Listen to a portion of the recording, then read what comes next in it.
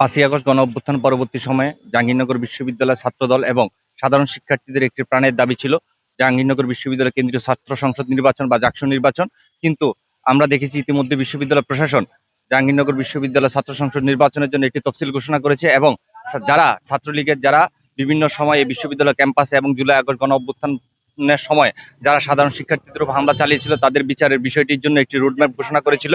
আমরা কি দেখতে পাচ্ছি অত্যন্ত দুঃখের সাথে যে বিশ্ববিদ্যালয় প্রশাসন এখনো তাদের যে বিচারের যে রোডম্যাপ সেই রোডম্যাপ অনুযায়ী বিচারের বিষয়টি নিশ্চিত করতে পারেনি। ২৪-এর গণঅভ্যুত্থানের পর এই বিশ্ববিদ্যালয় প্রশাসনের কাছে মোটা দাগে আমাদের শিক্ষার্থীদের দাবি ছিল যে জুলাইয়ে হামলার বিচার নিশ্চিত করা এবং ছাত্র সংসদ জাকসু কার্যকর করা। দীর্ঘ ৩৩ বছর পর আসলে জাকসু হতে যাচ্ছে এবং জাকসু তফসিল ঘোষণা করা হয়েছে।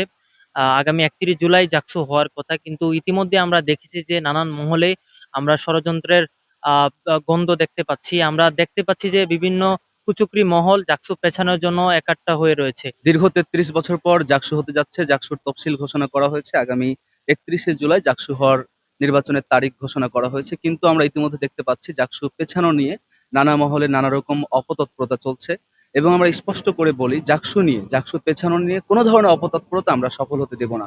এর আগে যখন জাকসু ছিল না তখন আমরা দেখেছি বিশ্ববিদ্যালয়গুলোতে একচেটিয়া রাজনীতি চলেছে, একচেটিয়া প্রভাব বিস্তার করা হয়েছে এবং শিক্ষার্থীদেরকে নানাভাবে নানা রকম জুলুমের শিকার হতে হয়েছে। শিক্ষার্থীদেরকে দাসে পরিণত করা হয়েছিল এবং বিশ্ববিদ্যালয় কেন্দ্রিক যত ধরনের অপরাজনীতি থাকে সেই সব সম্ভব হয়েছিল শুধু ছাত্র সংসদ নির্বাচন ছিল না বলে।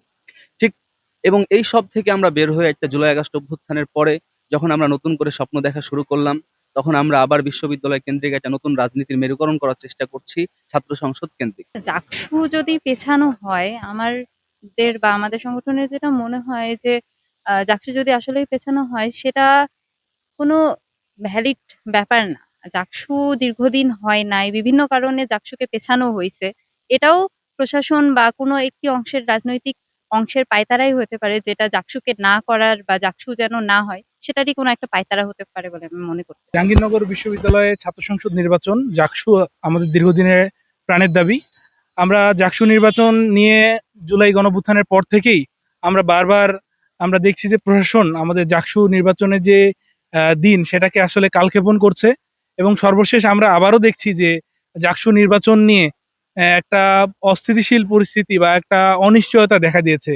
আহ, ছাত্র সংসদ যে নির্বাচন এটি আমাদের সাধারণ শিক্ষার্থীদের প্রাণের দাবি।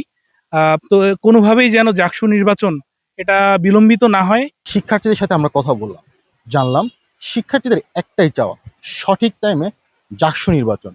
সঠিক সময়ে জাকসু নির্বাচন না হলে যে অচলায়তন বা যে অনাকাঙ্ক্ষার মধ্যে বিশ্ববিদ্যালয় নির্বাচিত হবে শিক্ষার্থীরা চায় না সেই অনাকাঙ্ক্ষিত পরিস্থিতিতে পুনরায় পড়তে।